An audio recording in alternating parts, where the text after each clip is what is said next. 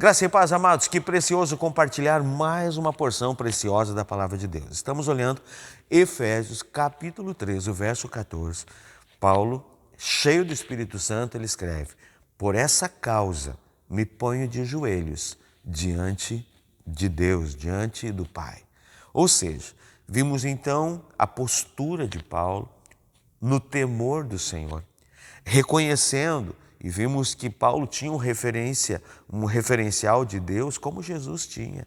Um pai de amor, um pai que está no controle de todas as coisas.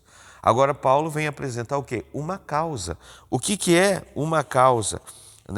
É um pleito judicial, é um motivo, é uma razão. Ele tinha algo para chegar diante do Senhor para pedir. E era algo que no entendimento dele merecia ser colocado diante de Deus de joelhos e diante do temor do Senhor.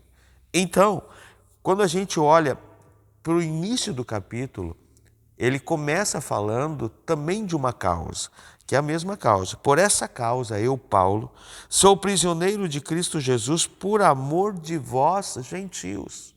Por amar os gentios. Se é que tendes ouvido a respeito da dispensação da graça de Deus a mim confiada para vós outros. Pois, segundo a revelação, me foi dado conhecer o mistério, conforme escrevi há pouco, resumidamente, pelo que, quando ledes, podeis compreender o meu discernimento do mistério de Cristo, o qual em outras gerações não foi dado a conhecer aos filhos dos homens, como agora foi revelado aos seus santos apóstolos e profetas no Espírito. Paulo tinha tido uma revelação sobrenatural da graça do Senhor, da salvação para os gentios, tanto que Deus o levanta para ser um pregador aos gentios. Então Paulo traz uma revelação que até então não tinha sido dada aos homens, mas agora, pelo Espírito Santo de Deus, é outorgado aos apóstolos, aos profetas, na direção do Espírito Santo. E isso fez com que Paulo pagasse um alto preço, aonde agora ele está preso e vai ser morto, e ele sabe que vai ser morto. O que me chama a atenção é que a causa que Paulo chega diante de Deus não era causa própria.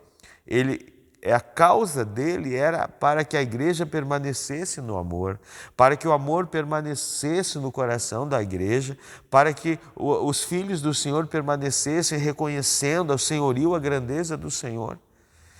Talvez se fosse eu ou você nessa prisão, a nossa causa seria outra. 3 sentenças estavam sobre Paulo. Ele estava preso, primeira sentença. Segundo, ele ainda estava com espinho na carne. Terceiro, ele ia morrer. Se fosse eu, a minha causa não seria estar orando pela igreja livre. Talvez eu iria orar por mim, para que Deus me tirasse da cadeia, para que Deus me tirasse a enfermidade, para que Deus me tirasse do corredor de pena de morte. Mas Paulo, que conheceu a graça do Senhor, que foi o mensageiro principal dessa graça, cheio do Espírito, ele não tem causas pessoais. A causa dele é a obra, a causa dele é o amor do Senhor, a causa dele é a salvação dos gentios. Às vezes, nós temos somente causas particulares. Deus precisa levantar uma igreja que, além de orar pelas causas particulares, possa orar pela causa do reino em modo geral.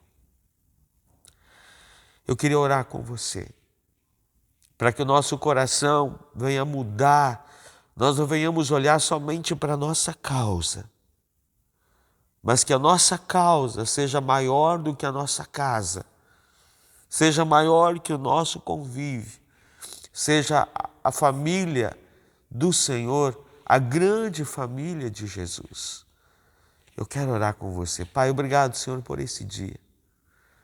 Que nós possamos olhar para a Tua palavra e nesse exemplo tão sobrenatural do Teu Filho, Pai.